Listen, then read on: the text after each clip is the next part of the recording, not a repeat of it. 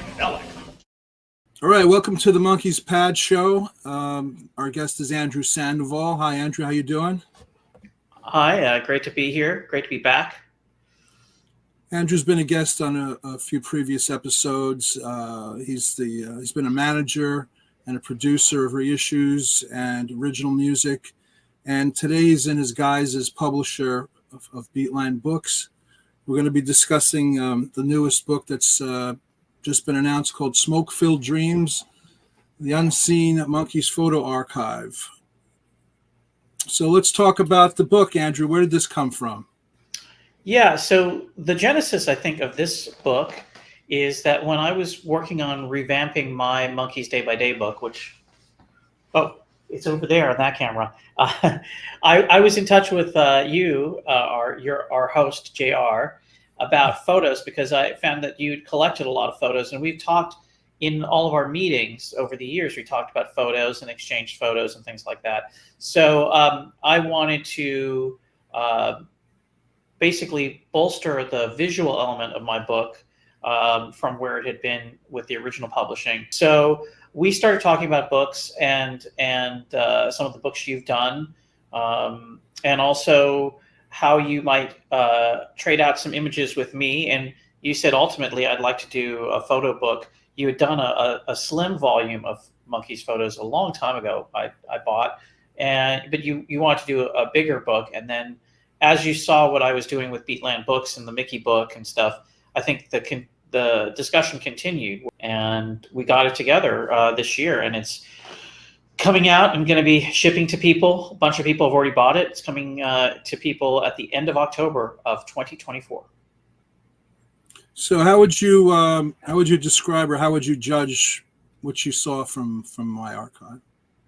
Well, it's really sort of an extraordinary process because it's an extraordinary scene, as Michael Nesmith once said. So what happened was, when we were doing my book, I said, hey, there's certain things that I want to include in my book. Have you ever found this photo? Or I've seen this online in poor quality or whatever. And so we exchanged different things. And in that time period, and I got to know sort of the tip of the iceberg of what you had, I start to see a visual narrative. So this is like a history of the Monkees from 65 to 70. It's all chronological, and it's all culled from your personal archive of a lot of over 700 images that we picked from this, but we picked from thousands and thousands of images, 535 pages.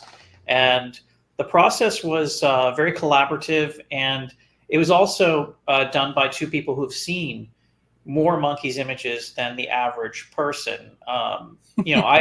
Over the years, like I used to go to Michael Oakes archives when I worked for Rhino, because we had a set deal where Rhino paid them X amount of dollars per year and they could use whatever they wanted on Monkees records. And they had bought up Law for Enterprises, who had published Tiger Beat, had a huge archive of Monkees photos and other things. And Joe, I know in talking with you and also reading your introduction to the book, you had a similar interest in trying to find more about the Monkees through the visual aspect of the Monkees that existed in photography. I mean, they're one of the most photographed bands of the 1960s. Yeah, well, I was doing this, as you mentioned in the introduction, I was doing this decades and decades ago, when the interest in the Monkees was, virtually non-existent. Right. So I contacted a lot of the photographers. I found out who the photographers were. I acquired the negatives from them and the rights. So they signed the rights over to me. So this is very exclusive material. Now, when a photographer was on set or at a concert, he may shoot 4, 5, 6, sometimes 10 or 15 or 20 rolls of film, and he would bring it back to the editor of the magazine or the newspaper, and they might pick 3, 4, 6, 1, and the rest went into a vault somewhere or a file cabinet. What are some of the things that you really said, wow, I didn't even know that existed?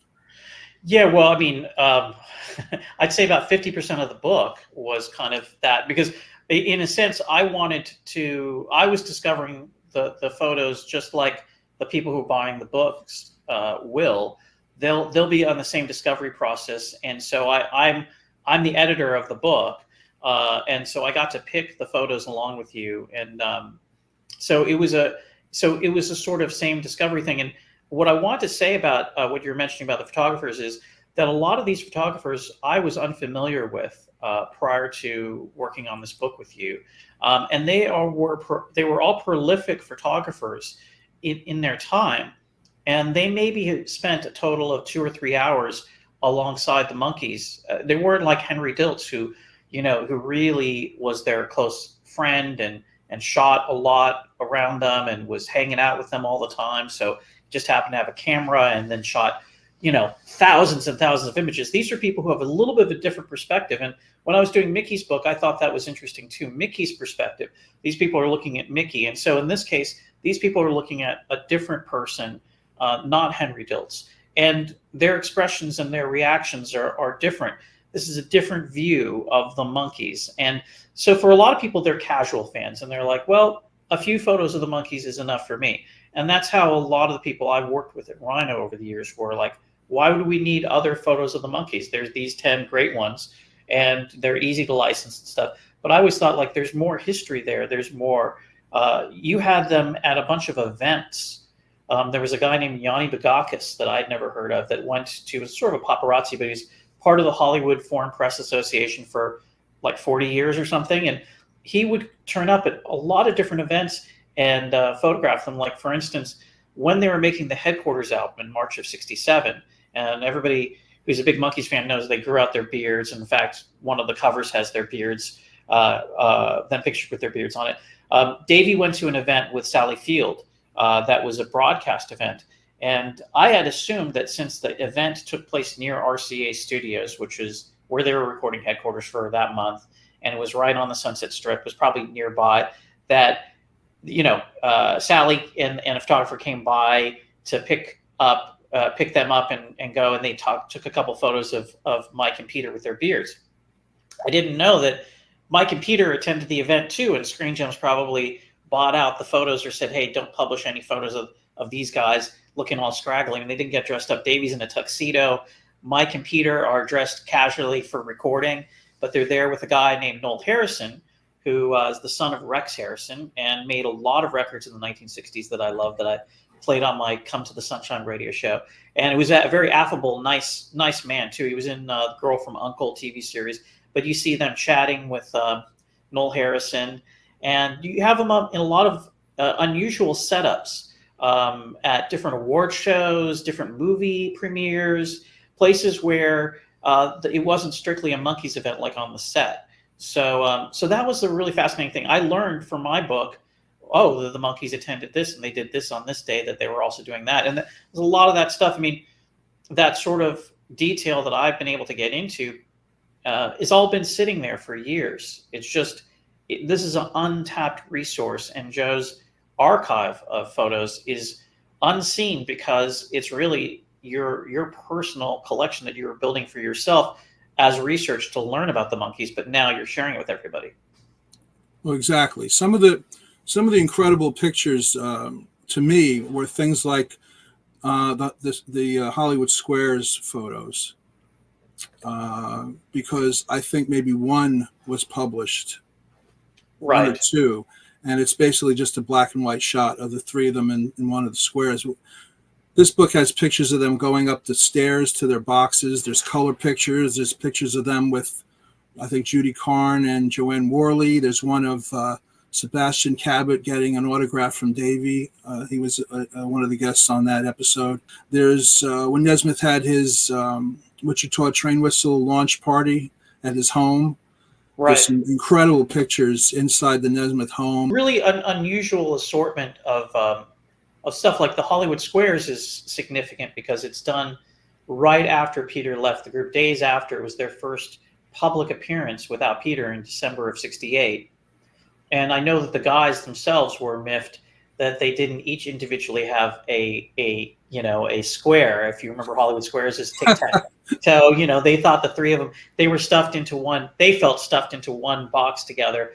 And as you saw in Head, they didn't want to be stuffed in a box together. That was sort of the the story of their career, that they, they were an unlikely group of 4 people that were put together that worked enormously well and connected with the public as a unit so well, but they sort of struggled against it and fought. And why weren't they each individually known in their own right? Why was their identity a collective one? And that was something they all struggled with for their whole life. So you see them here at this turning point where Peter's left the group and they're together. But because that show doesn't seem to exist anymore, it's never surfaced on video. It's never been re-aired since it showed for 1 week, where they probably taped all 5 of the episodes in one day, wearing some different clothes. You see them wearing different clothes in these photos. They, this is the only opportunity we have to study what might have been, what we might have seen if you were lucky enough to tune in a daytime to Hollywood Squares that 1 week, and is the only time that they appeared on that show. And there's also crossover with Laugh-In, because that year they became more involved with George Schlatter, who was going to build a new TV series for them based around Laugh-In. There was a lot of talk of that. Davey appeared on Laugh-In. We have photos from that in there, and the trio of Mike, Mickey, and Davey appeared later in the year, and then there's a Laugh-In party. So there's a lot of history in the captioning of the photos. There's not a lot of text in the book. The pictures are worth thousands and thousands of words, but we have a lot of new information that I researched for those specific captions to give more detail to what's there. My thinking is very linear. I really like that idea that you're seeing a progression and a history visually without having to provide intense context. Your eye goes through, and you're learning and experiencing things sort of through the lens. As far as I want to mention that the quality of these pictures, I think, is second to none, because they are. I think I assessed that about 90% of the pictures in this book are scanned in high resolution from the original film elements. Yeah, and if any of the people who are watching this have seen one of the Beatland books before, they know that, yes, they are on the pricier side of books, of course, but the presentation of them is of a high quality. I'm a big fan of a lot of other music besides the Monkees, and I've always seen all these great books on the Beatles or the Rolling Stones or people like that, and I always thought, well, why don't the Monkees have a quality book like that? So with the printing of this particular book, we're actually trying to get into an even higher level of quality than we had with the first 2 books, which were of art book quality. I think of the Monkees as art, and that their music and what they did on film transcends just the cash-in. There are a lot of cheap books on the Monkees. There's lots of books under $20. The reality is there's lots of books on that level, and I want to do something on an even higher level. And I know for Joe's collection, presenting it as best as possible was really one of your primary things. That you didn't want these photos out there on the internet in low resolution and just looking crappy. You wanted them to be presented as a real museum quality presentation. Exactly, and I think we've achieved that. So back to what I was saying earlier. So we start out with some early portrait sessions from the 65. There's some stuff from the pilot. Yeah, there's a good amount of stuff from the pilot from your original negatives, and so a lot of stuff has been seen from that era. But we picked some unusual setups and some interesting things, and there's also some detail in there in the captioning that's new to this book. All of the information in the book is done specifically for this book. It's not just a rehash of other things. I'm always learning new stuff, and when I was doing this book with you, I learned new things about the Monkees. And to me, that was the big payoff, is that there was something there that I didn't know, and there was a lot there that I didn't know. So that was a really fun thing, and it was a really fun thing to know that when we presented to the people, that we were going to give them something that they don't already have in their collection, not just these images they haven't seen, but also some information that they wouldn't have already known about. Yeah, it's kind of hard to imagine at this point, without having seen the book, what could there really be to surprise me. But they will be surprised, as you were. Yeah, and then that was the fun part, knowing that. I mean, Monkees fans have become so cynical. Like when we started appreciating the Monkees in the '70s. Well, you go back a little bit further to the 1960s, but for me, I mean, I went through. I grew up in a period where there was one Monkees album in print, the Monkees' Greatest Hits, and you know the only records you could get were used records of that were around, and they were hard to get, and those later albums were really hard to get. And then all of a sudden, after Eric Lefkowitz's book in 1986, The Monkey's Tale, there were a number of books on the Monkees. And so people got kind of spoiled, and they thought, well, why do we need another book on the Monkees? Or why would we want this? And so that, I think, was in the back of my mind the whole time doing this. Even people who are close to me are like, you're doing another Monkees book? Why this one? And I said, well, this is something really interesting, and it's different than the other two. There's something here that you won't find in any other Monkees book.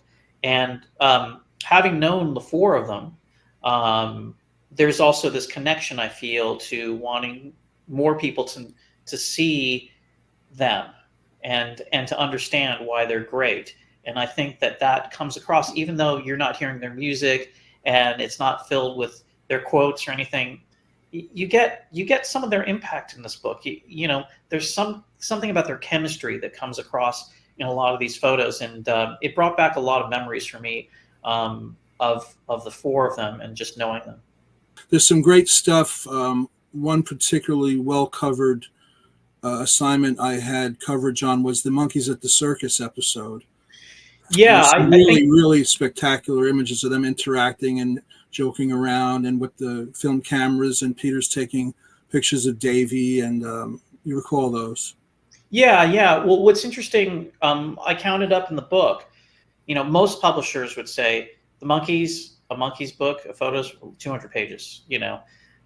No more, can't be any more than $40. Can't be any more than this many pages. No one cares about the Monkees that much, but I know that you do. I know that I do, and I know there's thousands of other people who do. So we're making a book that no one else would do.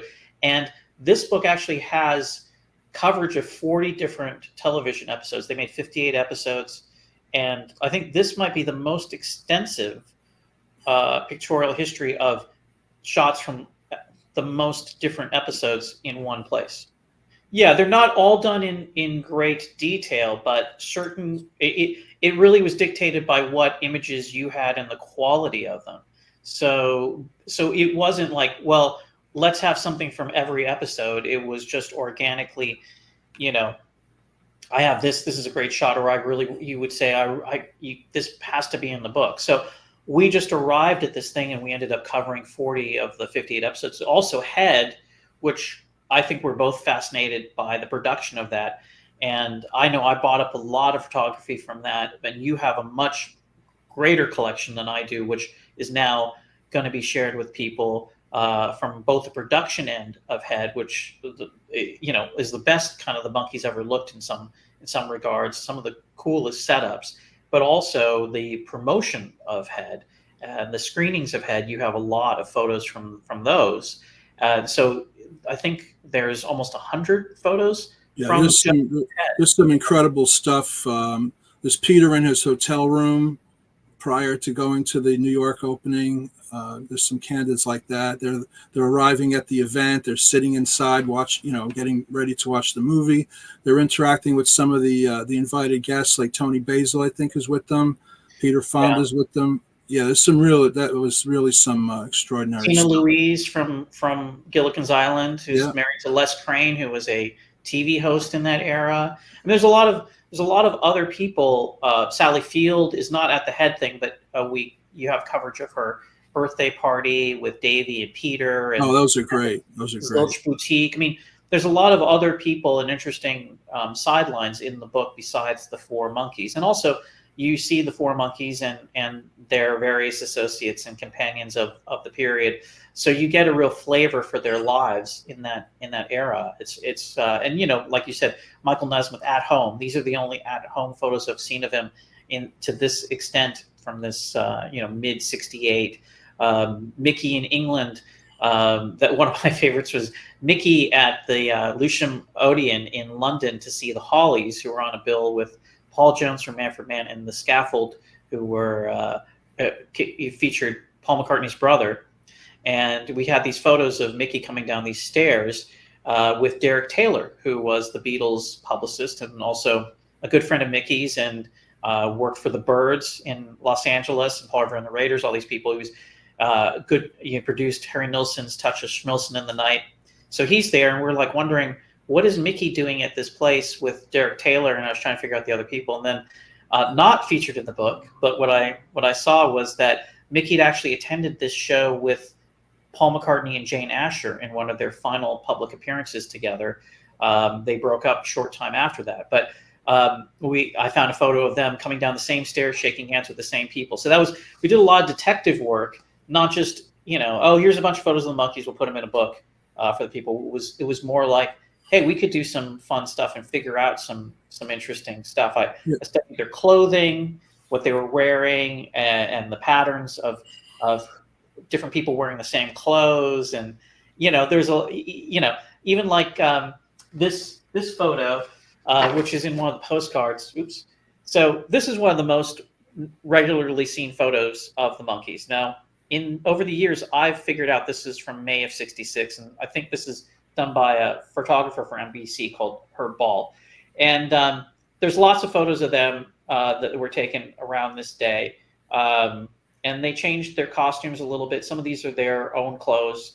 But like the Monkees, what you see, oh, well, that's a unique drum head. These are actually just cut out letters stuck on. You can see the M, the quality that we have these things in, the M is kind of falling off. So it's like little things like that. It's like this photo's been around since 1966, and I've been looking at it, probably since the 1980s. And I never really, studied it, but it was an opportunity to like look at all of this again and kind of, fix in on, wow, there's some interesting stuff, and what else can we find out about this? Yeah. Now let's talk a little bit about what the Super Deluxe edition comes with. It comes with 2 actual photographic prints scanned directly from the original camera negatives, and those are hanging on the wall in the back there. Yeah. So these are test prints. As actually, this one is rejected because it was printed too dark. It's actually on real photographic paper, on real photographic archival paper. We did prints in Mickey's book, and I wasn't completely satisfied with them, so I wanted to go. I had a meeting with the guy who did archival photography printing, and we did a bunch of test prints, and we've improved on these. But one is from May '66, and then another from September '68 press conference in Australia. You brought up a lot of photography from Australia that's phenomenal. That's in the book. Yes, that photographer shot about 20 rolls of film, and that's there's about 100. Everybody knows there's about 100 concert photos, or more than 100 concert photos, going from their first concert in December '66 in Hawaii to 1969. So it's, again, like the TV episodes, like the production of Head. I mean, we really have a lot of coverage of this aspect of Monkees history, and I think they're some of the best photos in the book. The photo of the multiple exposure photo of Davy, the photos of Davy in this book are just great. Him wearing Mike's hat a few different times with a bunch of maracas. There's just a lot that I love. We've even talked about maybe making some of these photos available outside of the book as archival prints. So if you're interested in that, definitely make your comments known, and we might do that in the future. Yeah, if there's anything that you see in the book that you really love that you think would make a great archival print, let us know what you like out of the book, because what's in the book is just select images. There's more of everything that's in the book. I was going to finish off with the extras for the Super Deluxe edition, which, by the way, as of this date, we only have 200 left. We're making 500 of them, and we'll never remake this book. And I've kept my promise now. For the last 4 years, we did a Super Deluxe of the Monkees Day by Day, which sold out, and the Mickey one is on its way to selling out. And there's only 200 copies left, so you get these 2 archival prints that are about this size. You also get a replica bag from Davy's Zilch Boutique that's sort of like a trinket size. It's a novelty bag. At the Screen Gems premiere party, which we have photos from, there were little table cards that say the monkeys are lovable, so there's a replica of one of those. There's a set of 6 postcards that fold out of May '66 photos. You also get 2 reproduction booklets that radio stations like KHJ and I think it's a KFRC in San Francisco made in the '67 time with lots of nice concert photos on them.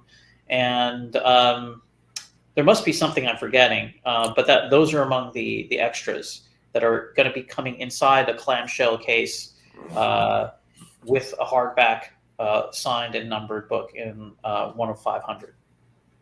Yeah, like I said, the 2 photos on the wall there, those are actual, they're not printed, they're actual photographs. They're photographs. Right. Yeah, on high quality photo paper. So what are some of the things that stood out to you? Well, again, it's sort of seeing their personalities. Like there's a great photo of them in the arrival period or departing London and coming to New York City in 1967 after their UK tours, their UK shows at Wembley. And Peter, Mike, and Davy are all looking at their fans up at the sort of top of this airport area, and then Mike is just sort of sitting looking off to the other side. And I just thought it's interesting to see their relationship, which is, you know, the sort of engagement with fans and the disengagement too, which, you know, Michael's engagement, he wasn't comfortable always engaging with fans, but he could be very comfortable engaging with fans sometimes and could be just as friendly as the other guys. But they all went through different periods. And I think, you know, it's also, you don't know where they were at emotionally that day or how tired they were. You think the kind of schedule they were keeping up. But that photo to me was really interesting. I like the photos of the fans in the book because you get to see a little bit of a flavor of what the monkeys, you know, I was talking a lot about like who the monkeys are looking at, and then like what are the monkeys seeing? They're seeing these people, and this is what their experience is. I mean, they really came from nowhere through these auditions in '65, through shooting a show, and then all of a sudden September '66, the show is on, and it's an instant success.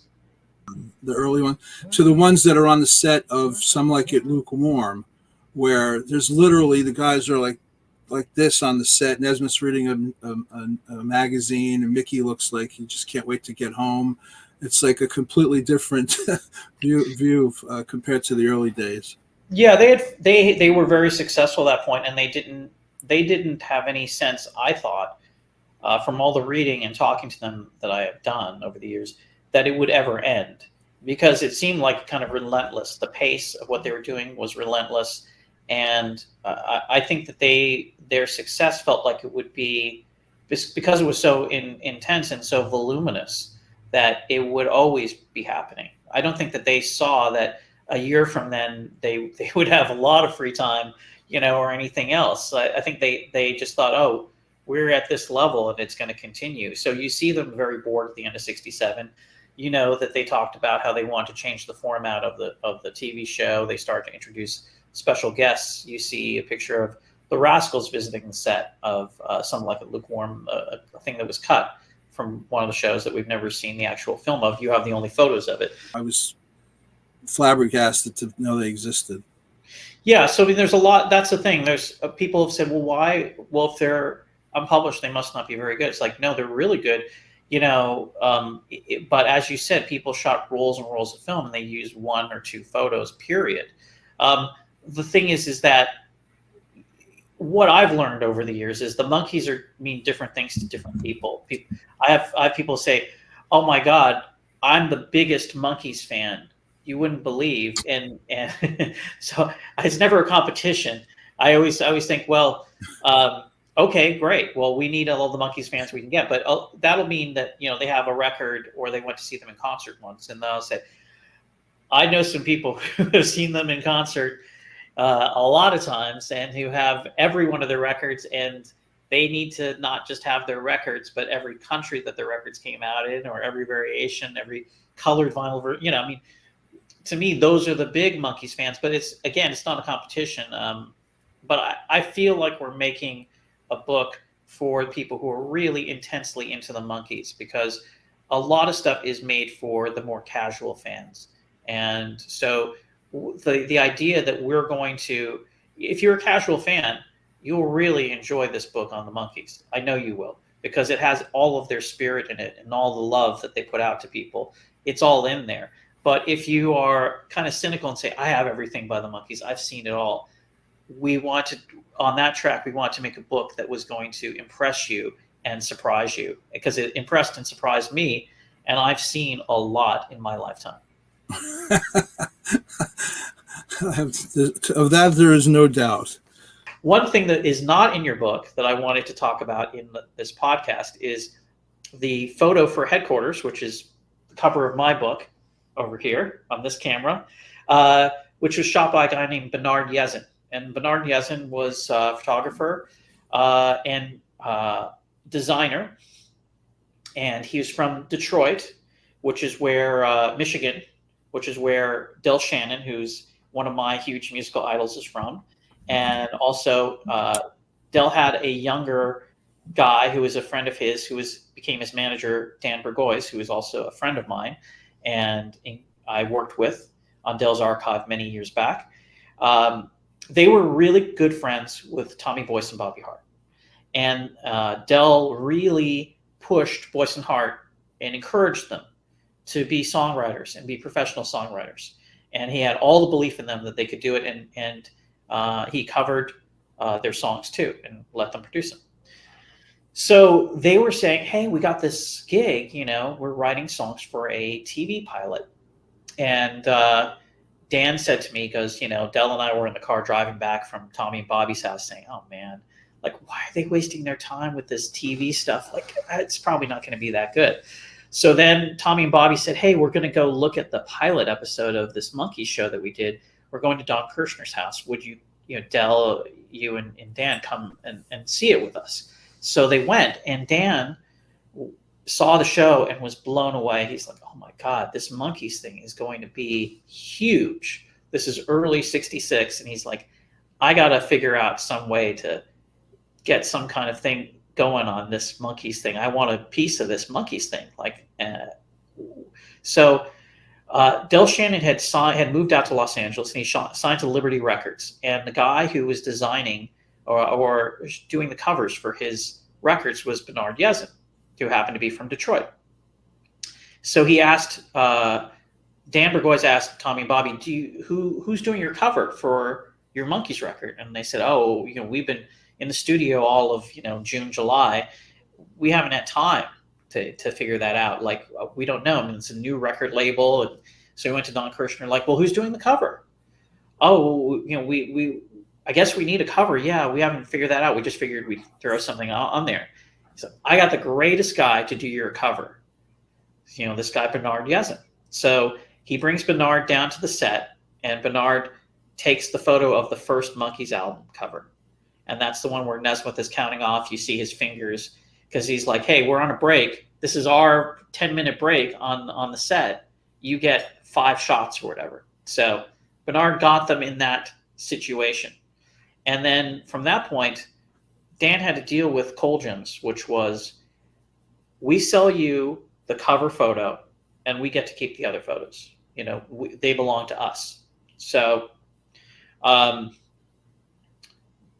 forward to the next album, More of the Monkees, which there's a great outtake shot in your book.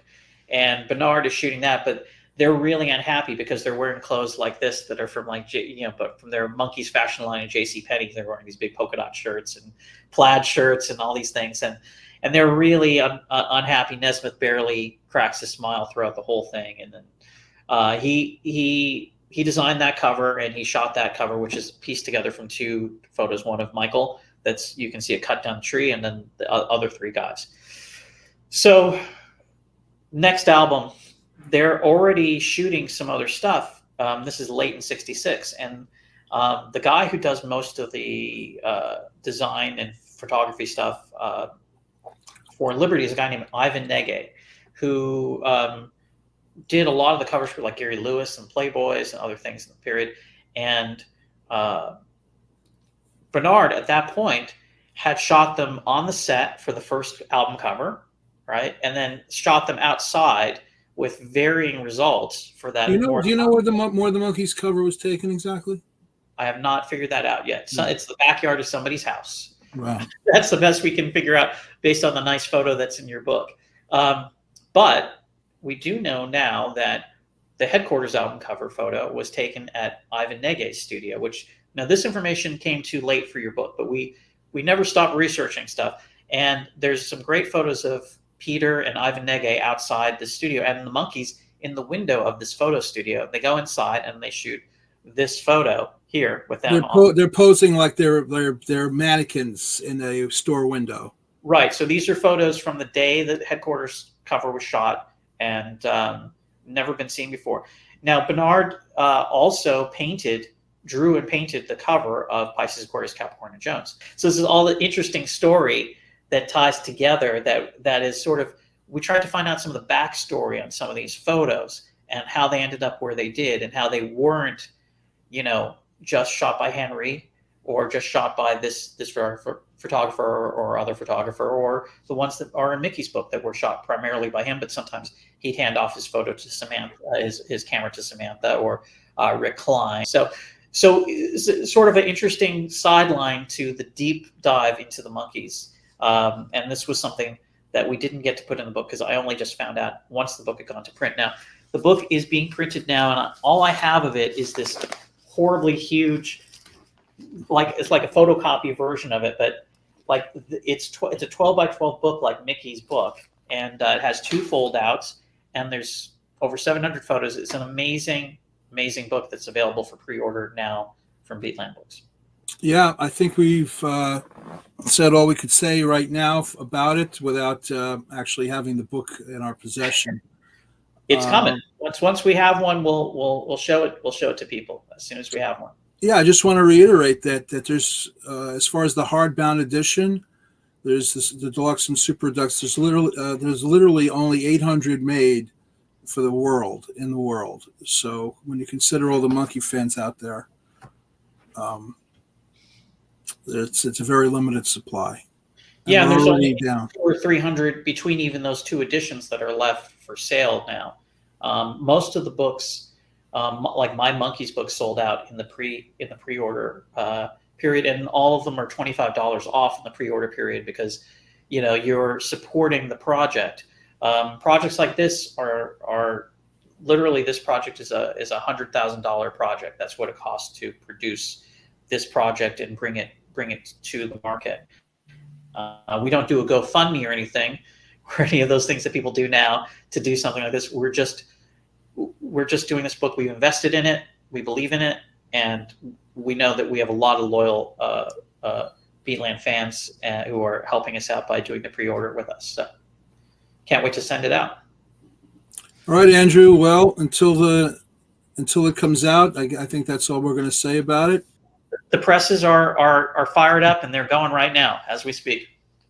There's a link underneath this post for the new Monkees Pad Show Facebook page because the other one went south. So I had to start from scratch. So I'd appreciate if you'd join the new Facebook page. And also, I've never asked, this is our 13th episode, I've never asked for any of you to like and subscribe to this channel. So I'll do that now for the first time. Like and subscribe this channel. All right. Thanks, Andrew. Thanks, everybody out there. Thank you, fans. Thank you for watching. We'll see you again. Okay.